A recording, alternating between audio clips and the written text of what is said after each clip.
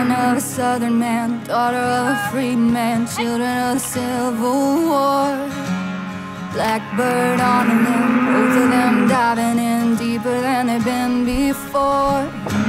And ooh,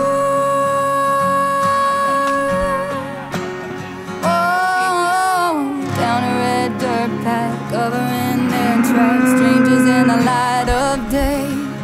Can't fight it, can't stop, and if they get caught, it's gonna be hell to pay. We just got these two steers loaded up. They are the steers that the kids are going to show in 4-H.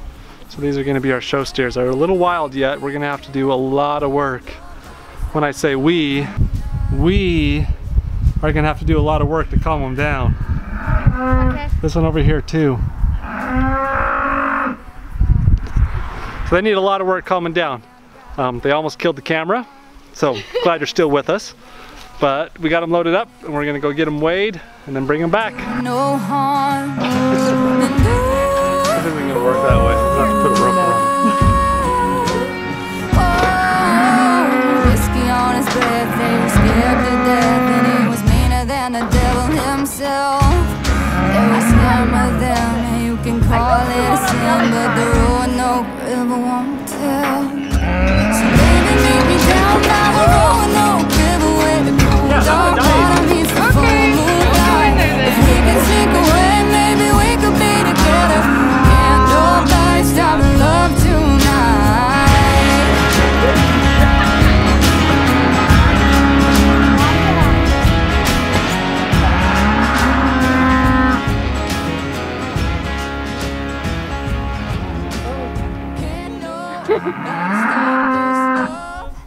Can't nobody stop this love.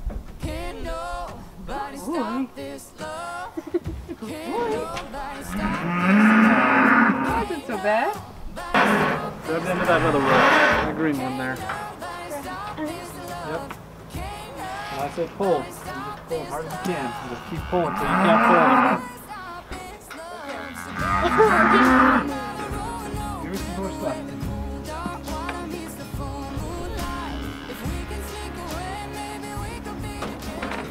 Pull! I just wanted to tell a little bit of the experience of taking these cows to get them weighed. Illustrates a little bit of the reason why we started this YouTube channel in the first place. Taking them there, I mean, it was no big deal. We loaded them up in the trailer, hauled them over there. When we got there though, nobody really talked to me about anything we were doing. I wasn't sure where to go, wasn't sure where to unload, where the scales were, and it was just a little bit awkward not knowing where to go, what to do. And it just kind of reiterated to me all the many times we've had this happen where people aren't really trying to put us off or anything like that, but we're just the new guys coming in and we don't know what we're doing, and they don't know that we don't know what we're doing. And so it makes things just a little weird as we try to do some of this homesteading stuff. And that's part of the reason we started this channel, was because we know we're not the only ones in that same boat. We want other people to see the experiences that we're having and learn as we're learning how things, how to do some of this stuff. And so, that's partially what we're here for, is just to help, if maybe educate a little bit, or at least show some experiences that we've had. Everybody's a little bit different in their experiences and how they do things, which is great, but hopefully some of you can learn from what we're doing and how we're doing it, and we can save you some of those awkward experiences when you just have no clue what you're doing and nobody's there to help. Along with that, one of the goals that we set for our channel was to get to 100 subscribers within the first year, which our first year is coming up here on the 25th of April is when we'll hit 1 year. Two reasons we want to get to 100 subscribers is, one, because the more people that subscribe, the more people we can help, more people we can reach, obviously. So we'd like to reach as many people as we can and help as many as we can.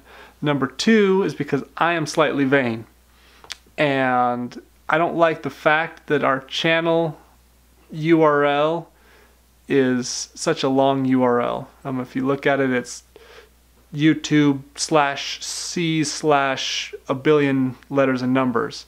Once we get to 100 subscribers, we can get ourselves a custom URL like you see a lot of people have. It'll say something like YouTube/C/Ida Homestead, and it'll look so much more beautiful and like we know what we're doing. So that's the second reason that we want to get it. But how you guys can help is by subscribing if you haven't. That would be great.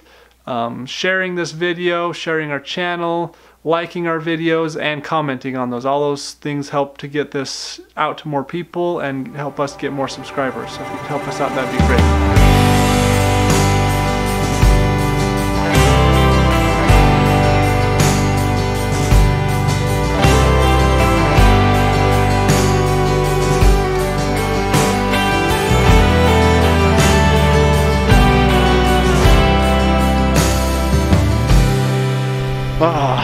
The first day of spring in Idaho. It's always so beautiful and warm and just great day. It's snowing again. We're actually gonna head up skiing today. It's the last day the ski hill's open, so we're gonna go up. But before that, this fateful day has arrived that we are going to cut this calf loose. His mom is pretty anxious to feed him this morning, so we're going to do it pretty quick. But we're going to see how he does without that brace on. So we're going to take it off and just let him walk around for a while and see how it goes. Be still, my darling. Is well, my darling. Your anxious heart is well bestowed. It weighs you down deeper than you know. It weighs you down deeper than you know.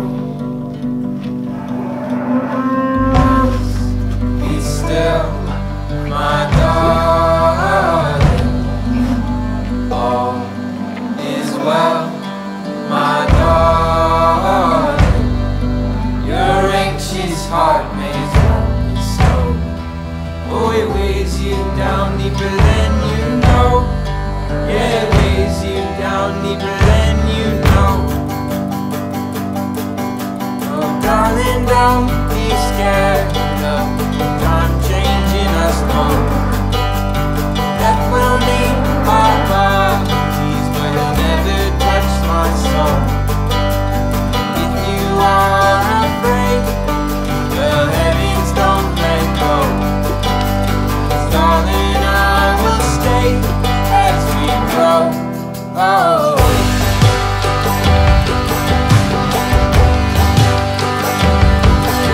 Oh,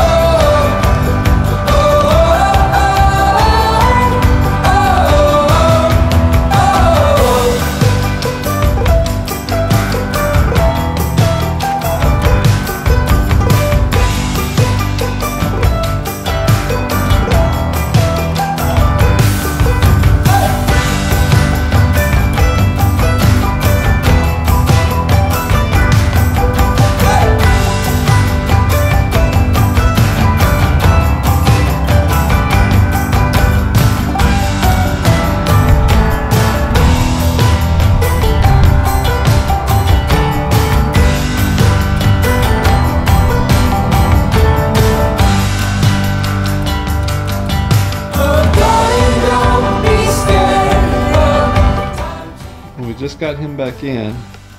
He seems to be doing really good on it.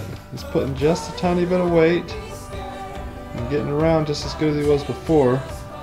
He does have a couple of little sores that he looks like he developed, mostly down here. He's got that little sore on his leg just from the pressure of it being up against that brace. So we'll have to watch that, make sure nothing's going on there. This one right here on his side looks like maybe just a little tiny sore from where that bandage wrapped around his side, but it doesn't look too bad. But yeah, he looks really good. We'll have to give him a few days to get used to not having that brace on and see if he starts walking on it a little bit more. It obviously didn't set perfectly straight, which I didn't expect. Mostly I just want it stable enough, even if he can't walk on it, I just want it stable enough that it's not going to break through the skin and he can hobble around on 3 legs. We may have to harvest him early, but at least he will survive. So I guess time will still tell. I was hoping to just see him jump up and run off. That was probably high expectations. We've been dealing with this nonsense.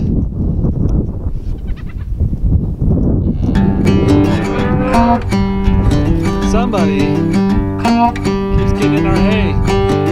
Now I'm gonna chase her out again.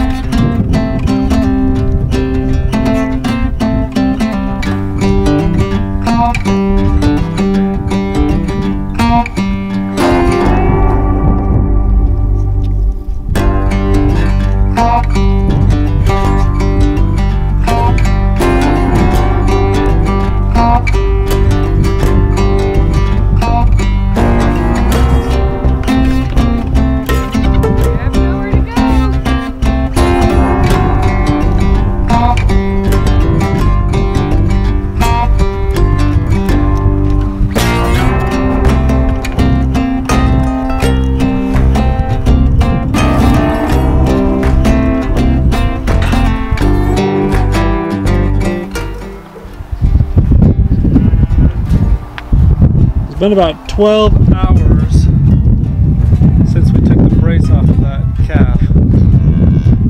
He seems to be doing good moving around. That's probably a good view there.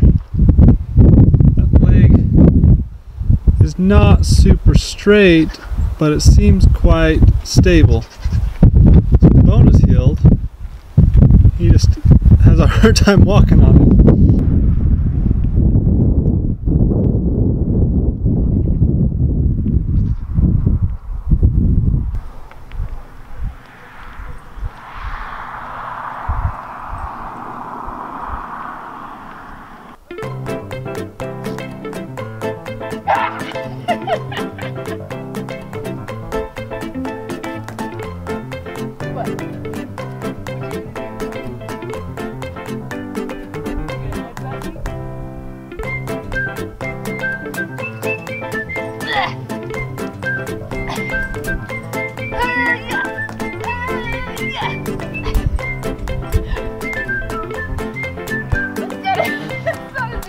As it goes, I thought.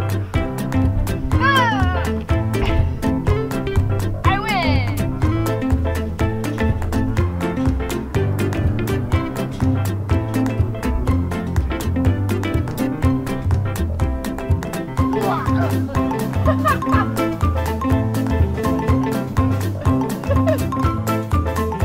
It's another beautiful spring day in Idaho. Look at this spring. We're gonna see how this cow does eating in the snow. This little calf. Obviously Mama's ready to feed him.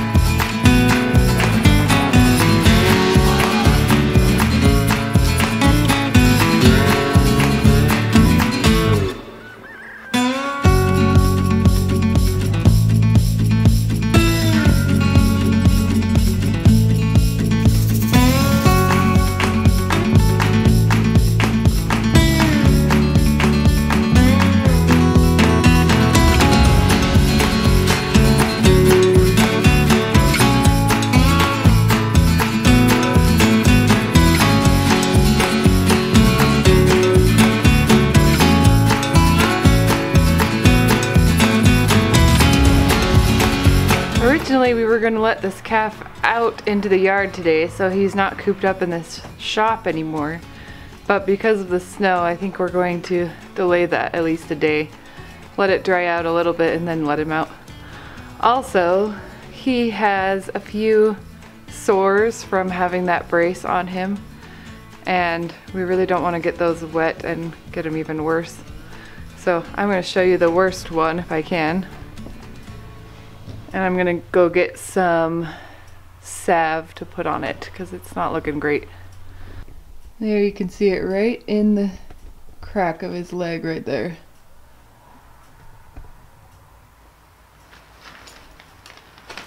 Put some antibiotic cream on it.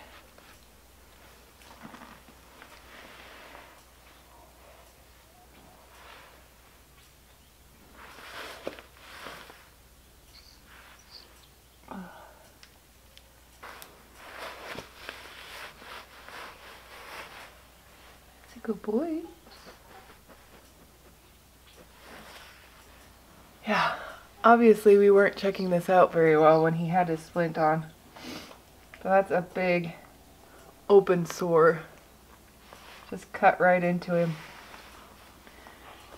Well, he's still not putting a ton of weight on this leg, but he is using it to walk, so hopefully that's a good sign.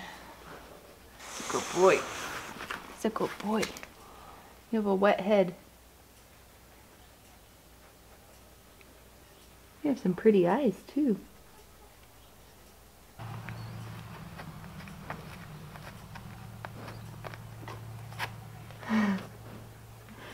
You got some leftover milk on your chin there. You like it up there, huh?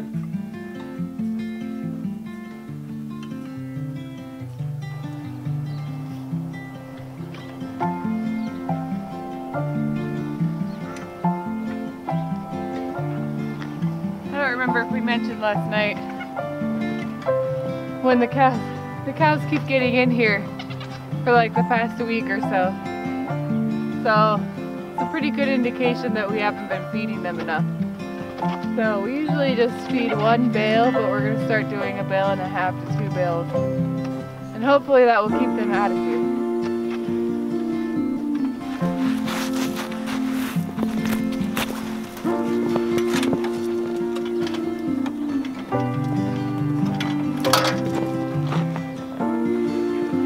Sometimes I'm surprised at how much things that you learn in one area of life apply to others.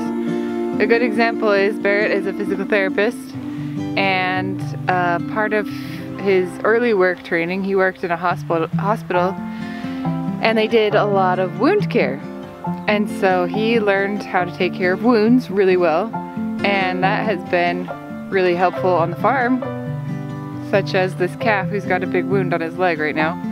And also, as we saw before when we were trying to figure out his broken leg, Barrett was able to feel it around, manipulate it, and figure out where it was broken, things like that. So, you know, he went to school to be a physical therapist, loves doing physical therapy, but we always wanted animals, but I never dreamed that that would be a part of this life. But it really has, and I'm grateful for it because it's saved us a lot of grief and vet bills, I guess, because he can do a lot of stuff on his own. I'm sure we'll have other examples of that over and over again, but it's kind of fun to see it in action on animals and people.